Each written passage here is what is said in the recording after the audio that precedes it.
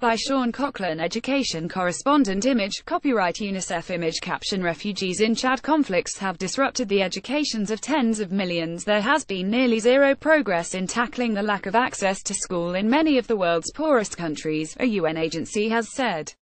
There are still 123 million school-aged children without schools, UNICEF said. The UN's Children's Agency blamed pervasive levels of poverty, conflicts and humanitarian emergencies. International pledges to create school places were not addressing the realities of a volatile world, head of education Joe Bourne said. The warning from UNICEF said despite targets by world leaders, there had been little substantial progress in the past decade in ending the problem of children not having schools to attend. UNICEF said efforts to increase the participation rate in school had stagnated. Image caption: a student in Iraq looks out from a school damaged by war. The problem is most acute in sub-Saharan Africa, where the lack of school places has been exacerbated by an increasing population. Those most likely to miss out are the poorest families from the poorest countries. Conflicts in Syria and across the Middle East have reversed improvements in education levels in the region, with an additional 3.4 million children out of school. About a fifth of children in the world without access to school are living in conflict zones. Conflict zoneists might be refugees whose education has been interrupted or living in areas where it is too dangerous to go to school or where school buildings have been destroyed. Image caption: Syrian children, taking refuge from war, attend classes taught by teachers in caves, but despite suggestions of a lost decade and expanding access to education, there have been some improvements.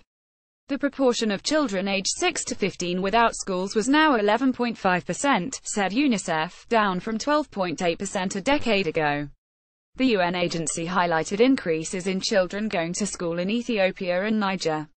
There had been a pledge by the international community in 2000 to provide a primary education for all children by 2015 as part of the Millennium Development Goals, it said. There had been rapid progress towards this target in the early years of the century, but the financial crisis had seen a reduction in international aid. Image caption: refugees from Nigeria have been supported by UNICEF and Chad. The target for universal primary education was missed in 2015.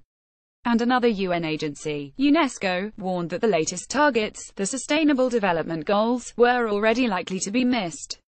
The international goals promise universal primary education for 2030, but UNESCO said that on current trends this would not be achieved until 2042. The UN has also calculated that another 69 million teachers would need to be recruited to deliver international education promises for 2030. More from Global Education. Ideas for the Global Education series. Get in touch.